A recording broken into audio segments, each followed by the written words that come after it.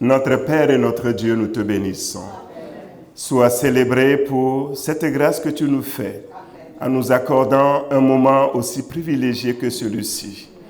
Merci surtout pour ta présence au milieu de nous. Papa, nous nous mettons à table et nous sommes convaincus que tu as déposé devant nous les meilleurs mets, les meilleurs plats. À toi toute la gloire de nous édifier à travers ta parole. Dans le nom de Jésus. Amen. Peuple de Dieu, soyez richement bénis.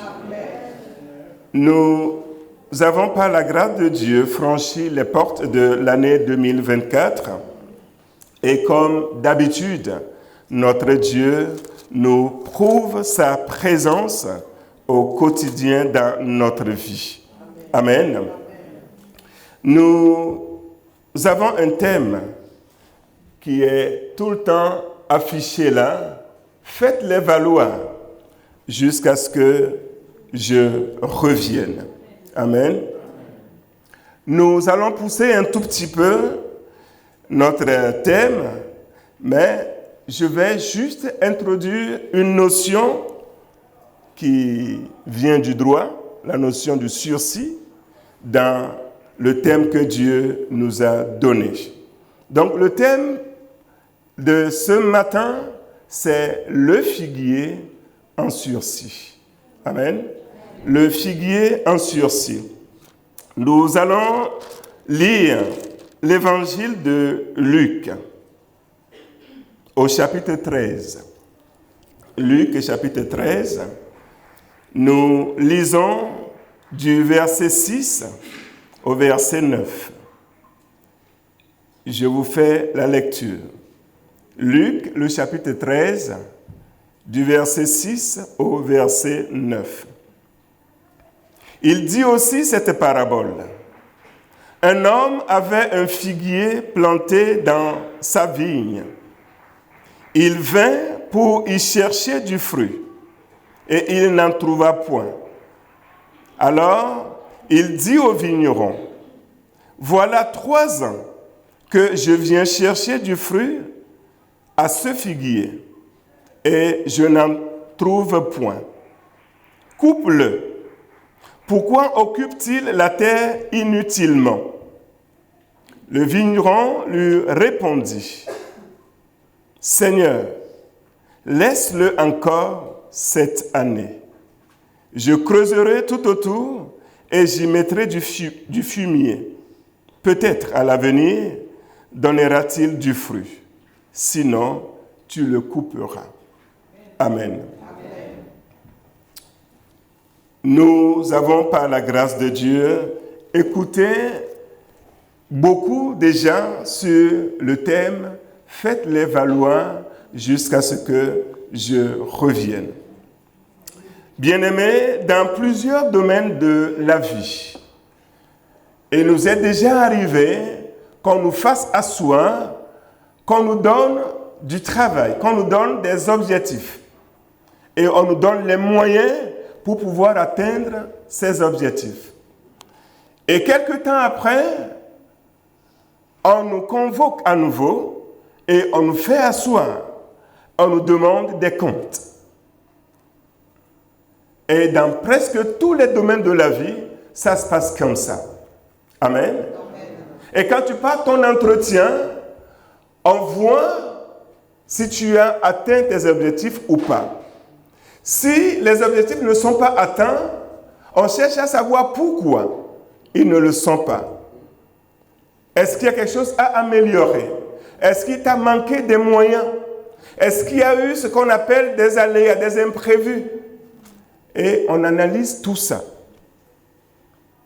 Quand nous revenons dans le domaine de l'agriculture, à part toutes les plantes aromatiques que vous connaissez, la menthe, le thym, le laurier, tout le reste, tous les arbres fruitiers sont plantés pour leurs fruits, jamais pour les feuilles.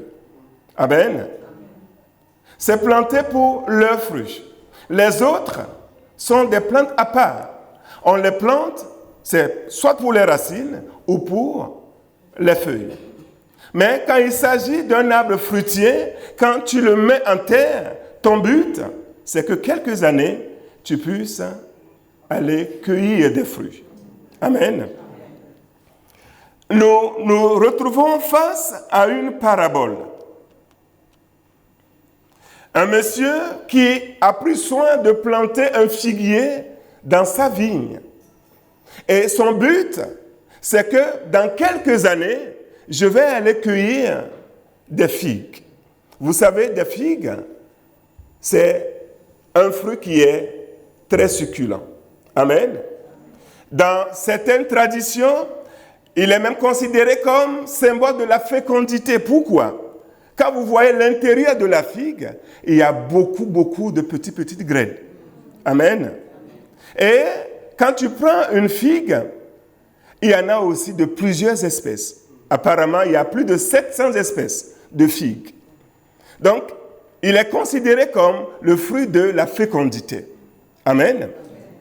Donc, ce monsieur avait beaucoup misé sur le plant de figues qu'il avait pris soin de mettre dans sa vigne. Et la parole de Dieu nous dit que, quelques années après, ce monsieur est venu chercher, recueillir les fruits de l'arbre qu'il a planté. Malheureusement, la parole de Dieu nous dit que il n'en trouva point. Et naturellement, il était en colère. Sa décision était ferme. Je veux couper et jeter cette figue de ma vigne. Et à notre grand étonnement, il y a le vigneron qui s'est précipité auprès du maître pour lui dire, « Maître, s'il te plaît, laisse encore à ce figuier une dernière chance. Laisse-le encore cette année. On ne sait jamais, peut-être qu'il va donner des fruits.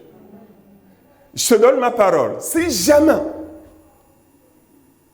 après ce moment de tolérance, il ne porte toujours pas de fruits, là, tu as les mains libres.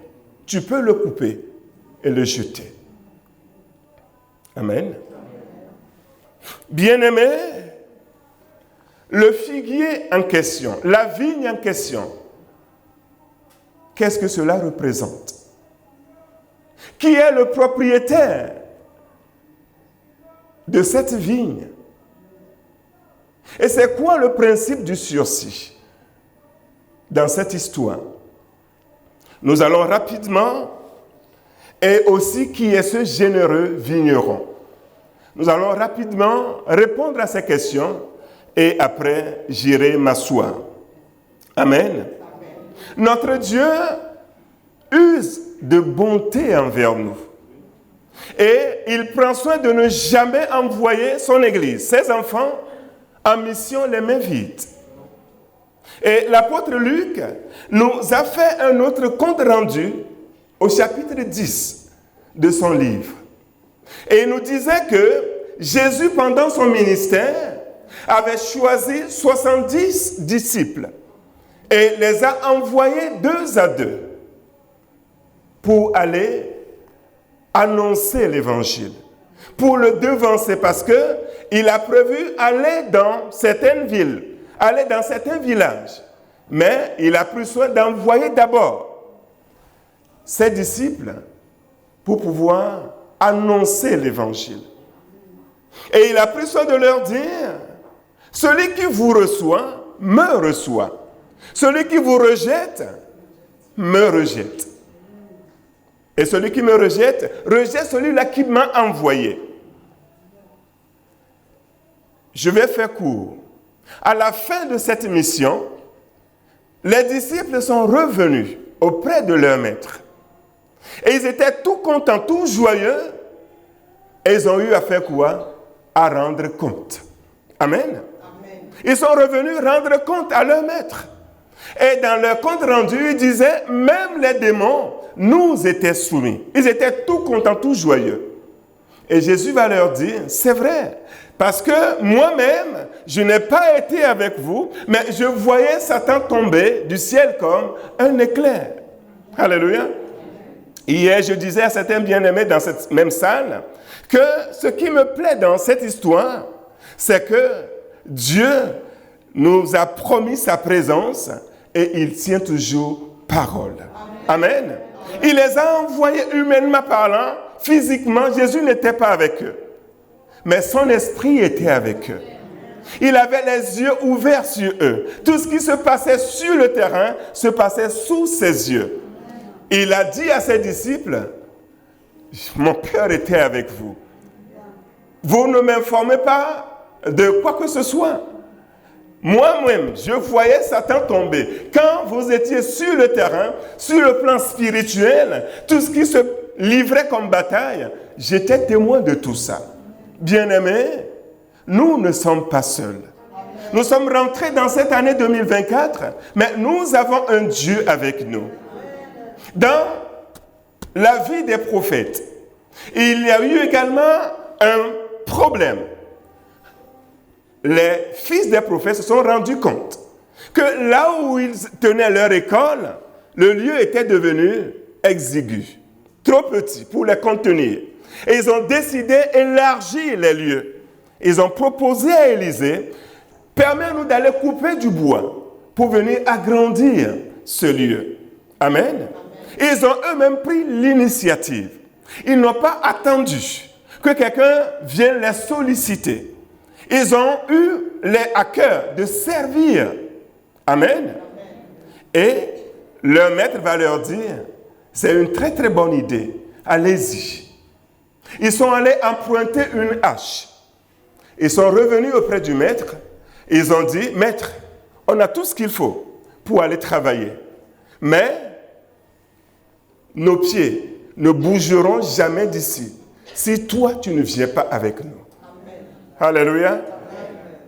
Nous n'allons pas partir si toi, notre maître, tu ne viens pas avec nous. Bien-aimés, l'année 2024, le train de l'année 2024 est déjà en route. Amen. Alléluia. Mais vérifie, on a fait quelques mètres. Vérifie si tu as le maître avec toi. Est-ce qu'il est embarqué avec toi? Parce que plus tard, quand ils seraient en train de couper le bois, il s'est produit un incident. Le fer de la hache s'est détaché et tombé à l'eau. Et tout de suite, ce fils de prophète qui a pris l'engagement d'aller emprunter la hache a poussé un cri de cœur. « Ah, mon maître, je l'ai emprunté. » Tout de suite, les conséquences se sont déroulées sous ses yeux. Parce qu'il vivait dans une grande précarité à l'époque. Il doit rendre au propriétaire sa hache. Et là, le maître qu'on a supplié il y a quelques heures en arrière de faire route avec eux, il s'est levé et il a demandé où est-ce que ce fer est tombé. Et vous connaissez la suite de l'histoire. Le fer a surnagé. Malgré son poids, mais parce que le maître était avec eux, le fer, 2024, que le Dieu rende dans ta vie l'impossible possible pour toi, à une seule condition, qu'il soit dans ta barque. Embarque-le dès le début de ton année. Mets du temps de côté pour pouvoir relationner avec lui. Mets du temps de côté pour pouvoir cultiver une certaine intimité avec le maître. Dieu n'envoie jamais les mains vides. Et dans notre histoire, le maître, le propriétaire, c'est ce Dieu-là. Alléluia. Et la vigne, ce figuier qui a été planté au milieu de cette vigne, c'est toi et moi. Alléluia. Quand vous lisez Ésaïe le chapitre 5, vous verrez une belle histoire sur une vigne. Et quand vous descendez les versets, vous verrez que Ésaïe à un moment donné, a été clair en spécifiant que cette vigne dont il est question, c'est la maison d'Israël. Amen. Aujourd'hui, parce que Israël a désobéi, parce que Israël n'a pas reconnu le Maître, le Messie Jésus-Christ, toi et moi, nous avons été hantés à leur place. Nous avons été greffés à leur place. Eux, ils avaient été coupés. Et toi et moi, on est allé nous chercher dans la brousse. On nous a ramenés à la maison et on nous a greffés à la place de l'olivier naturel. Amen. Ça, on l'appelle une grâce. Alléluia. C'est une grâce. Et c'est par grâce que toi et moi, nous sommes sauvés. Une fois sauvés, Dieu s'attend à ce que toi et moi, nous puissions produire des fruits. Mais pour que nous puissions produire des fruits, Dieu a tout fait. Alléluia. J'ai l'habitude de dire, et c'est biblique, qu'on demandera beaucoup à celui à qui on a beaucoup donné. Je disais le dimanche passé à Nangy que ce ne sont pas toutes les églises ici en France qui ont cette grâce-là d'avoir à leur tête un pasteur qui a été à l'école biblique, un pasteur qui a son doctorat, un pasteur qui, bien aimé, a déposé sa vie au pied de son Dieu pour vivre dans ce livre. Amen. Il a été à l'école pour ça. Il a passé des années pour ça. Peut-être qu'il y a des doctorants parmi nous. Il y a des gens qui ont de gros diplômes parmi nous. Ça vous a pris des années d'études. Et ton pasteur, il a passé beaucoup d'années pour étudier la parole de Dieu. Et la grâce de Dieu a fait que Dieu a fait don de sa personne à son Église. Et vous verrez que dans cette Église, nous insistons beaucoup sur la parole de Dieu. Amen. Nous insistons beaucoup sur la parole de Dieu. Parce que c'est la parole de Dieu qui transforme la vie d'un être humain, qui transforme l'histoire de l'homme, la destinée de l'homme. Tout est dans les Écritures. Tu vas parcourir le monde, aller chercher des prophètes un peu partout. Si un prophète te dit quelque chose qui n'est pas là-dedans, tu le mets tout de suite à la poubelle. Amen. Donc, allons directement à l'original. Amen. Parce que dans cette vie aujourd'hui, il se passe beaucoup de choses bizarres. Il y a un monsieur qui est assis quelque part, qui va te dire que la Bible elle-même, elle est à réécrire. Parce que le monde évolue, le monde change, et la Bible doit s'adapter aux évolutions du monde. Ça, c'est une aberration. C'est une aberration.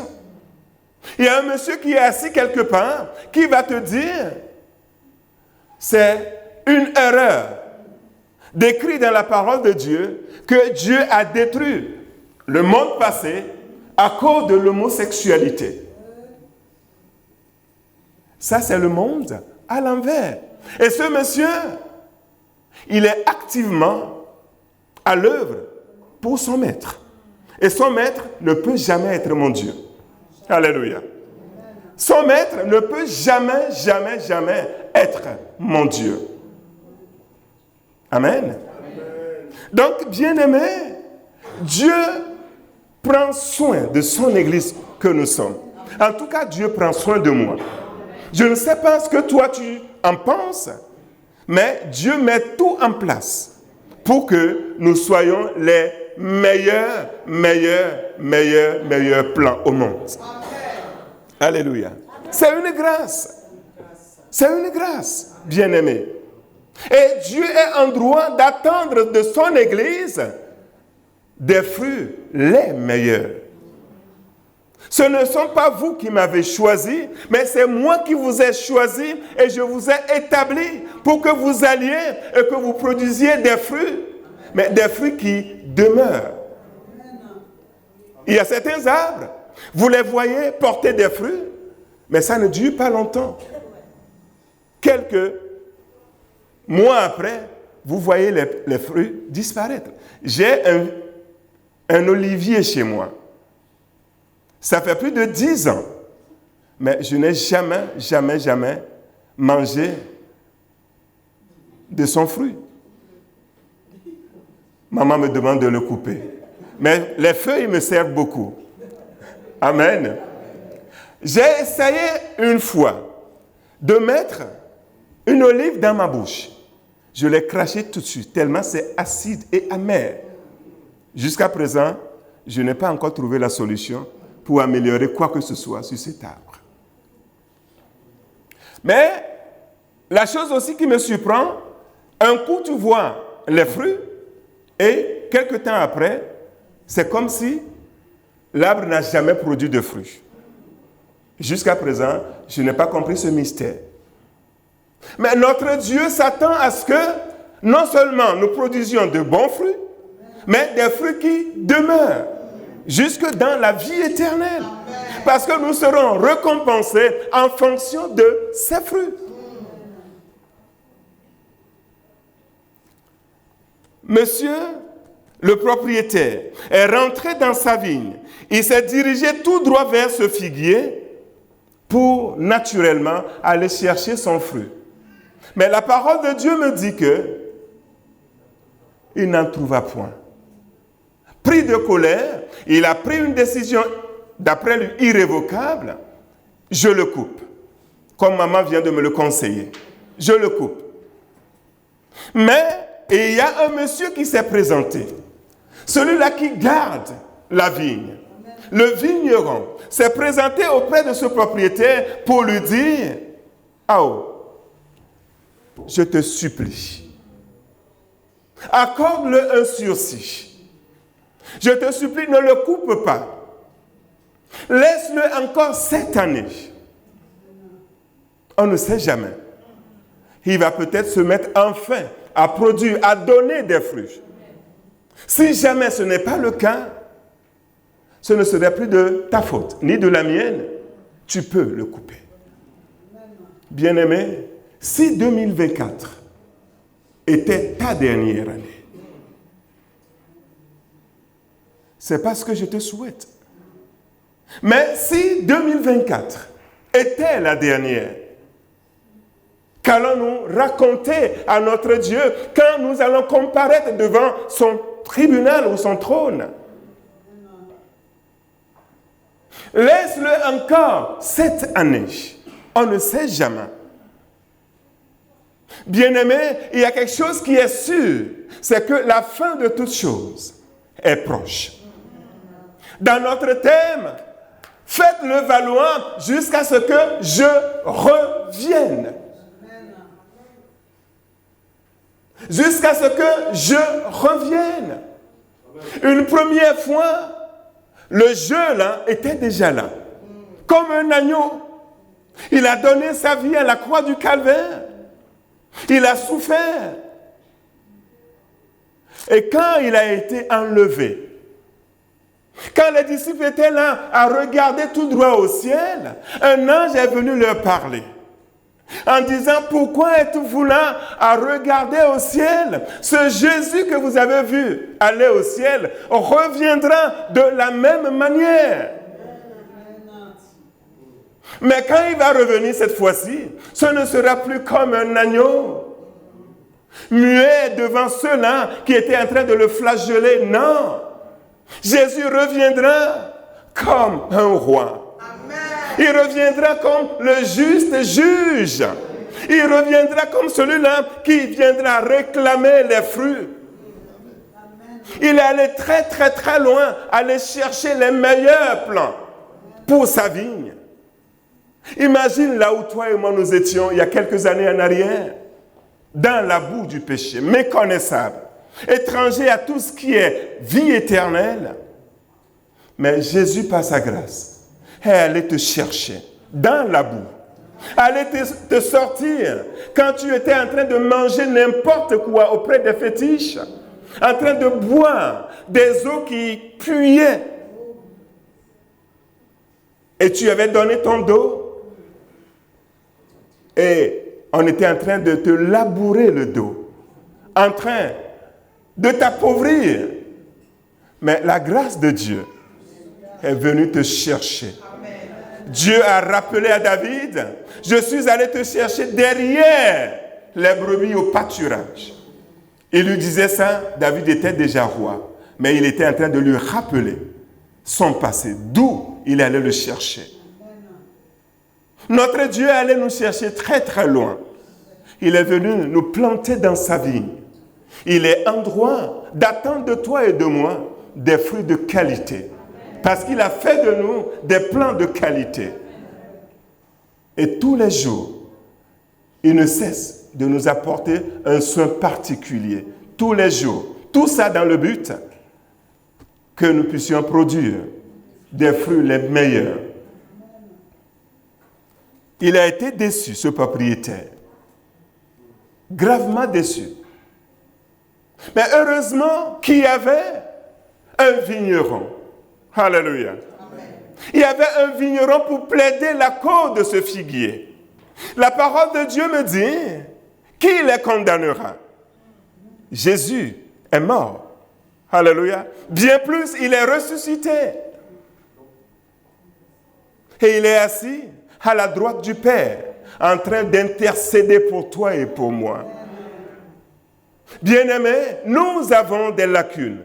Nous avons des faiblesses, nous connaissons des difficultés dans notre marche chrétienne. Mais heureusement que Jésus est assis à la droite du Père, en train de défendre son sacrifice et souffrance auprès du Père. Parce qu'il a souffert. Ton salut n'a pas coûté le sang des taureaux. Ton salut n'a pas coûté la vie d'un mouton. Mais Dieu s'est séparé de ce qu'il avait de meilleur. C'est pour cela d'ailleurs que toi et moi, nous avons du prix et de la valeur aux yeux de notre Dieu. Donc Jésus ne va pas se taire, qu'après tout ce sacrifice, un petit péché, un malin péché, le diable puisse souffler sur ta foi et que tu disparaisses comme ça. Il continue d'user de patience envers toi et moi. Mais le vigneron a dit, laisse-le encore 7 années. La patience a des limites. Amen. Dieu use de patience envers toi et envers moi, mais il ne va pas le faire de façon indéterminée. Sa patience, son sursis a des limites. Et peuple de Dieu, enfants de Dieu, nous devons nous ressaisir. Le maître, le propriétaire, a accepté la plaidoirie du vigneron. Il a eu gain de cause, mais pour 1 année. C'est ça le principe du sursis. Un sursis, c'est une dispense d'exécuter une peine d'emprisonnement ou une amende prononcée à votre encontre. Amen. Est-ce qu'il n'y a pas condamnation? Oui, il y a condamnation. Mais tu n'exécutes pas la peine prononcée. Mais à condition que tu marches droit désormais. À condition que tu ne reviennes pas en arrière. Mais quand tu reviens en arrière, il n'y a même plus de jugement, la peine est déjà là. La condamnation a déjà été prononcée. Sauf qu'on l'a mis entre parenthèses. La parenthèse, c'est ça le sursis. Mais quand le maître fait encore un tour, il rentre dans sa vigne, il vient jeter un coup d'œil au figuier, et il n'y a toujours pas le moindre fruit. La condamnation a été déjà prononcée. C'est de couper. Mais quelqu'un lui a retenu la main. Ne coupe pas, donne-lui encore 1 année. C'est ça le sursis. Mais quand le moindre fruit n'apparaîtra pas sur ce figuier, il n'y aura plus de jugement. La peine étant déjà là, je pense qu'elle est à exécuter cette fois-ci. Et je ne pense pas que c'est ce que le Maître, le Dieu que nous servons, c'est ce qu'il veut pour toi et pour moi. S'il a pu se séparer de Jésus, s'il s'est fait mal, Jésus, c'est le bras droit. Donc Dieu s'est coupé un bras à cause de toi et à cause de moi. Si Dieu s'est fait mal à ce point, vous pensez qu'après, le but c'est de nous couper, de nous jeter au feu? Je ne pense pas. Donc cet après-midi, le thème est là.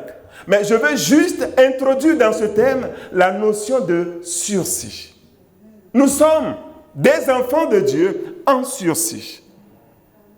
Notre Dieu nous a visités plusieurs fois à la recherche de fruits. Pas n'importe lesquels, de bons fruits. Mais ce que nous produisons, ce que notre vie est en train de rendre, n'a rien à voir avec le plan que le propriétaire a planté initialement. Ça n'a rien à voir avec tous les soins qu'il nous donne. Je vais vous attirer votre attention sur quelque chose et après cela, comme promis, je vais aller m'asseoir. Ce figuier qui est en difficulté, ce figuier qui n'a pas fait honneur à son maître, vous allez voir qu'il va faire l'objet d'un soin particulier. Parce que le vigneron a dit, je vais creuser tout autour. Je vais y mettre du fumier. Je vais l'entretenir.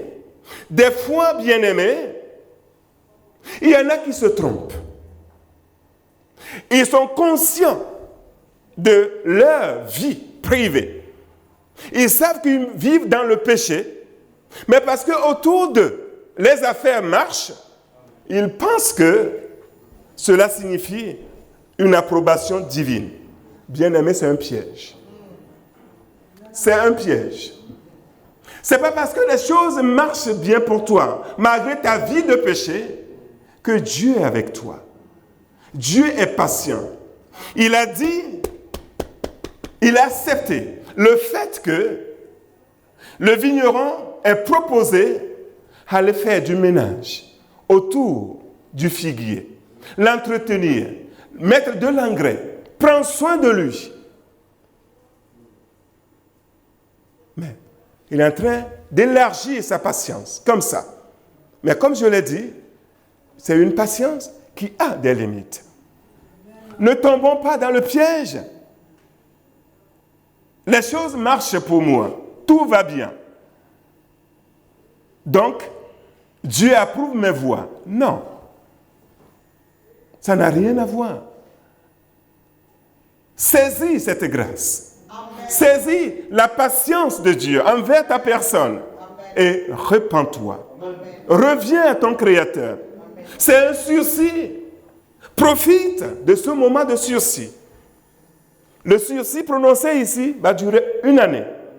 Mais pour toi et moi, je ne sais pas combien de temps ça va durer. Je t'ai déjà posé une question. Et si 2024 était ta dernière?